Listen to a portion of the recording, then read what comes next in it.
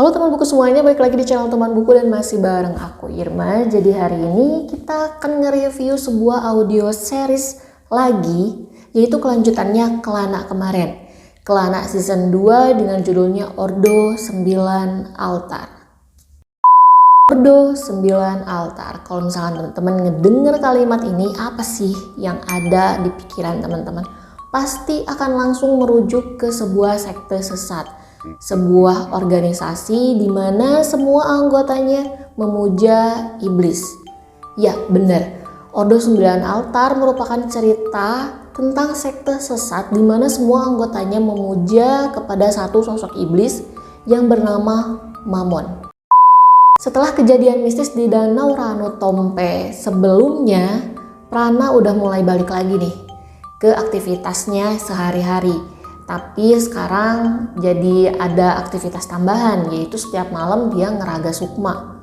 Ngeraga sukma ini kayak semacam dia itu tidur tapi nggak tidur. Jadi dia tuh mengeluarkan rohnya sendiri terus ngelayang-layang di udara melihat sekitar dalam dimensi yang berbeda. Jadi dimensinya Prana ini dimensi gaib, dimana dia bisa melihat dunia nyata gitu di bawahnya. Kayak semacam seperti itu. Nah, pada saat dia ngeraga sukma, dia itu malah melihat peristiwa pembunuhan yang sadis di mana ada seorang anak laki-laki mencongkel jantung ibunya sendiri dalam keadaan hidup. Ngeri banget kan ya? Karena penasaran, Prana ini di malam berikutnya ngeraga sukma lagi dan sampai di TKP pembunuhan tersebut. Tapi yang dia temui malah hal aneh, dimana mayat sang ibu tuh masih ada di situ. Aku merinding loh.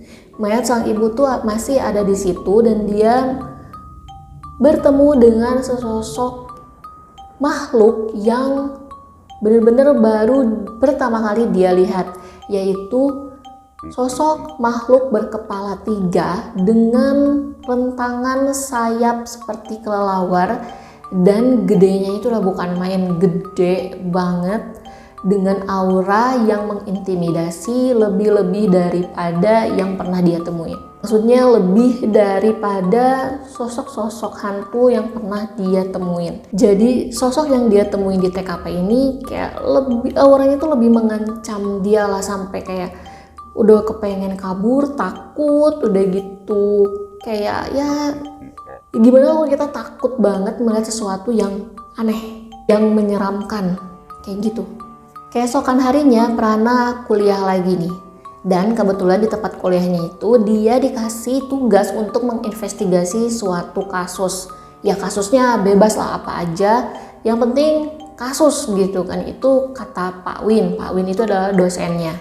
Dan Prana ini ngide untuk menginvestigasi kasus pembunuhan yang dia temui pada saat ngeraga sukma. Dia mulai menginvestigasi ke tempat sini, ke tempat sana, ke tempat situ, dan akhirnya dia menemukan bahwa kejadian pembunuhan itu adalah ritual sebelum si anggota tersebut masuk ke dalam sebuah sekte yang masih dirahasiakan namanya.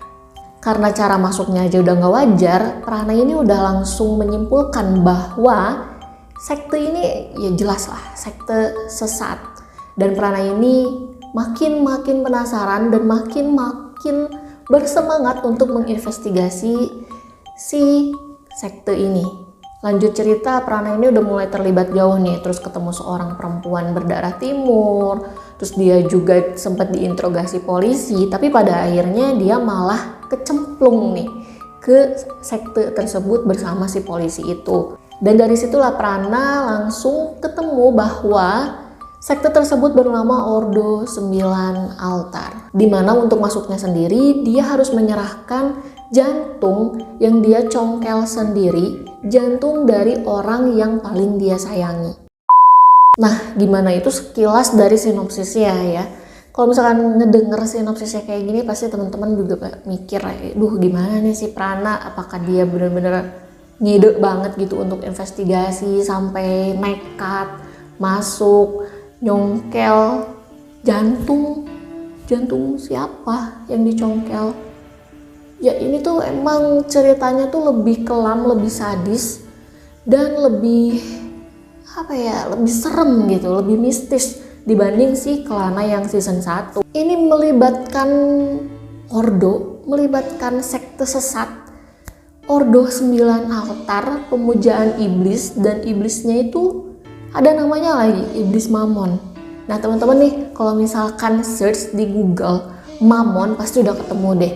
Dia itu memang iblis berkepala 3, bertanduk, terus ada sayap kelelawarnya, terus perutnya buncit.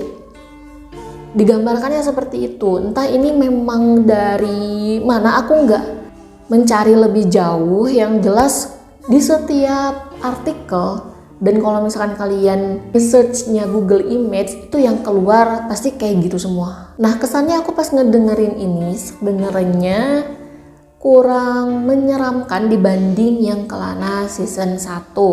Tapi ya mungkin karena sekte pemuja iblis ini tuh masih terdengar asing, jadi rasa takutnya itu masih jauh.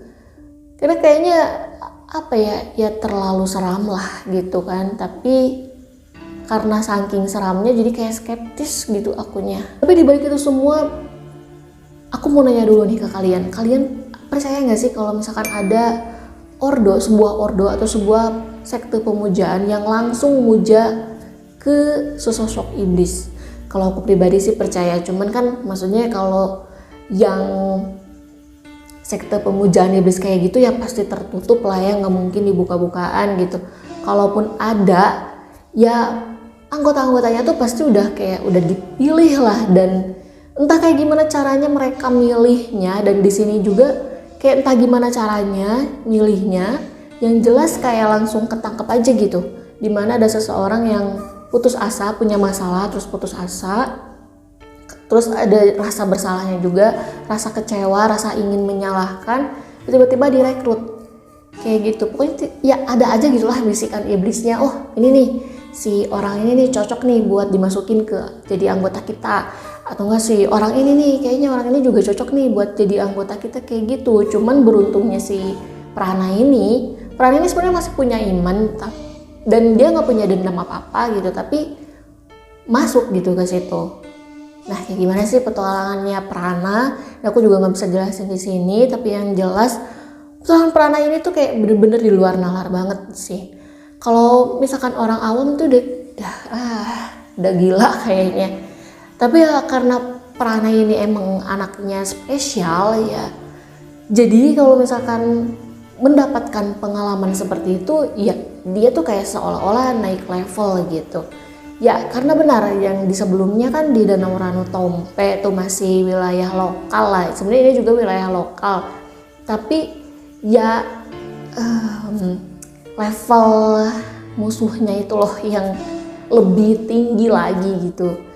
Jadi ya nggak bisa diremehin juga sih seremnya. Aduh gimana ya aku ngomongnya. Ya pokoknya kalian dengerin sendiri deh. Dan di sini tuh bagusnya efeknya tuh lebih beragam gitu. Jadi ada efek suara si pak polisinya, terus ada efek suara nenek-nenek, tapi ada efek suara juga yang wanita mudanya, ada efek suara Prana itu udah jelas, ada efek kebakaran. Pokoknya ini lebih beragam lagi lah soal efek suaranya ini, dan bikin di telinga itu enjoy gitu. Nah kalau teman-teman masih bertanya-tanya ini di mana sih dengerinnya di Noise. Kalian bisa cek dulu aplikasinya di Google Play Store, Noise, langsung download aja, terus nanti search Kelana, ntar ada tuh dari season 1 sampai season terakhir. Aku rekomendasiin ke kalian audio series ini, bisa banget didengerin sambil nyetrika mungkin, atau sambil lagi potong kuku atau lagi masak.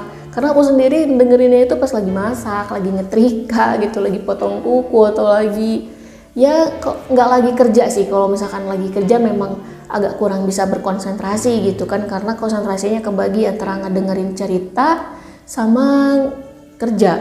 Karena pas ngedengerin cerita itu kayak gimana sih itu si Prana gimana sih kayak gitu.